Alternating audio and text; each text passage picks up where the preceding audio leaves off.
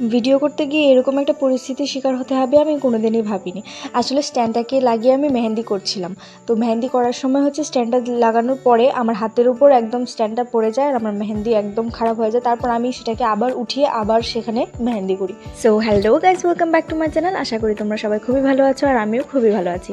তোমাদের সাথে আজ অনেকদিন পর একটা ব্লগ শেয়ার করছি, কারণ কলেজ লাইফটা এত তাড়াতাড়ি যায় যে বোঝাই যাবে। বুলেট ট্রেনের মতো পরীক্ষাগুলি আসছে, তার জন্য আমি ব্লগে খুব একটা মন দিতে পারছি না। তো তার জন্য তোমাদেরকে অনেক অনেক সরি, হয়তো ব্লগটা শেয়ার করতে আমার অনেকটাই দেরি হয়ে গেছে আর অনেকটা গ্যাপ পড়ে গেছে হয়তো আমার চ্যানেলে, তাই জন্য হঠাৎ অনেক ভিউ কম আসে। তো যাই হোক, ব্যাপার না, চ্যানেলটা তো সেফ আছে আর আমি তোমাদের সাথে ভিডিও শেয়ার করতে থাকবো।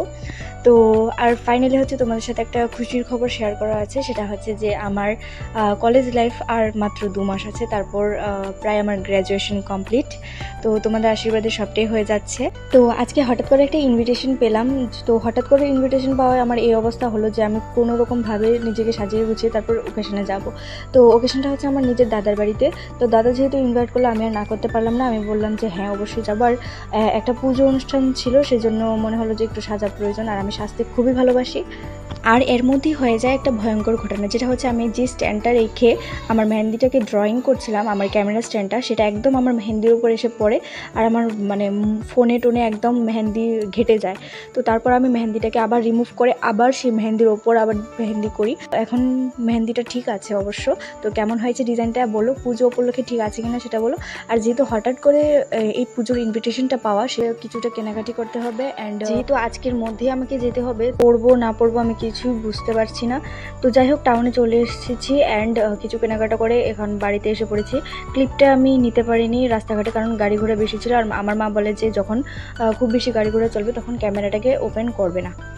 তো দুপুরবেলা যেহেতু টাউনে গিয়েছিলাম, কী কেনাকাটা করেছি সবগুলো শেয়ার করা হয়নি। তো এখন আমি রওনা দিয়ে দিয়েছি ওদের বাড়ির জন্য। দুপুরবেলা রওনা দিয়ে দিয়েছি, সকালবেলা ইনভিটেশন এসেছে, তো দুপুরবেলায় রওনা হয়ে গেছি, কারণ আজকে আমার এক্সামও ছিল।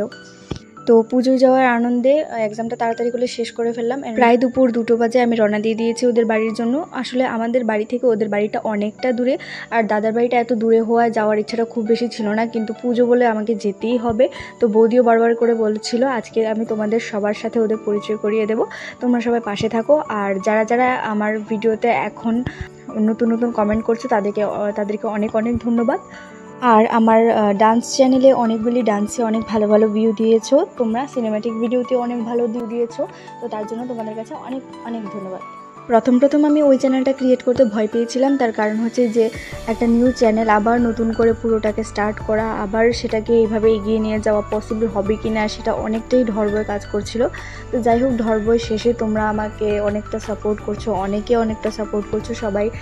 আমি এভাবেই চেষ্টা করব তোমাদের কাছে ডান্স ভিডিও শেয়ার করার জন্য। আর তোমরা যারা অনেক ভালো ভালো কমেন্ট করো তাদেরকে অনেক অনেক ধন্যবাদ। তো তোমরা দেখতে পাচ্ছ যে তোমাদের সাথে কথা বলতে বলতে কিন্তু আমি অনেকটা পথে এগিয়ে গেছি, কিন্তু দেখো সন্ধ্যা হয়ে যাচ্ছে। দুপুর 2টোয় বেরিয়েছিলাম আর এখন দুপুর গড়িয়ে প্রায় সন্ধ্যা হয়ে যাচ্ছে। তোমরা পাশে থাকো, ওদের বাড়িতে যেতে যেতে কিছুটা সময় তো লাগবেই, তাই না?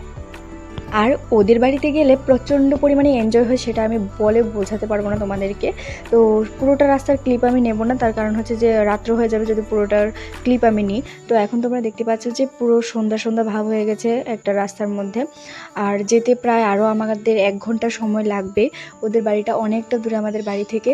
তো আজকের মধ্যে গিয়া কিছুটা সময় কাটিয়ে আবার চলেও আসবো। আফসোস যে থাকতে পারবো না, তার কারণ আবার কালকে আমার পরীক্ষা আছে। আর তোমরা সত্যি কথা বলতে আমাকে দেখে কি মনে হয় আমি এক্সাম দিচ্ছি? তা বলতে গেলে অনেকদিন ধরে ইচ্ছে করছিল কোনো দিকে ইনভিটেশনে যাওয়ার, আজ সুযোগটা পেয়ে গেলাম আর আজ অবশ্যই ওদের বাড়িতে যাচ্ছি। আর গাইজ, তোমাদের সাথে আমার একটা কথা শেয়ারই করা হয়নি, সেটা হচ্ছে যে তো আমার একটা ভিডিওতে তোমরা অনেক অনেক ভালো ভিউ দিয়েছো, তার জন্য তোমাদেরকে অনেক অনেক ধন্যবাদ। আর তোমাদের সাথে কথা বলতে বলতে আমি চলে এলাম ওদের বাড়ি, অর্থাৎ আমার দাদার বাড়ি। এসে দেখি সবাই এখনও রেডি হচ্ছে, আর পুতুলটা দিকে আমার খুব বেশি নজর যাচ্ছিলো, কারণ এরকম আমার বাড়িতে একটা পুতুল আছে। ওদের বাড়িতে গিয়ে ঢুকতেও পারিনি আর ওরা আমাকে ডান্স করার জন্য টানাটানি শুরু করে দিল, আর ওদের সাথে গিয়ে আমি কিছুটা ডান্স করে নিয়েছি। এটা তো প্রায় আমি অনেক দিন ধরেই ডান্স করি না, তাই এখানে গিয়ে ভাবলাম যে আগে বৌদি যেহেতু টানাটানি করছে, এখানে আগে ডান্সটা করিনি, তারপর বাকি সব কথা হবে। তো ক্যামেরাটাকে রেখে প্রায় ডান্স করা আরম্ভ করে দিয়েছি। আমি আমার বোন একদিকে নাচছি, আমার একটা দিদি আর আমার বৌদি তারা একদিকে নাচছে।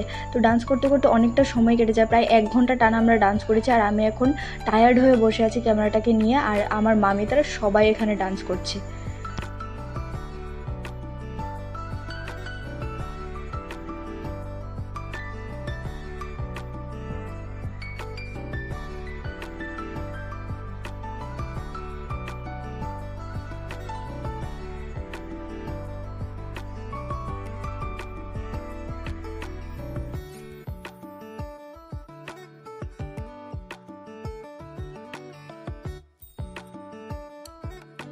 সবাই আমাদের দিকেই তাকিয়ে আছে যে আমরা কি ডান্স করছি এসব 1 ঘন্টা ধরে।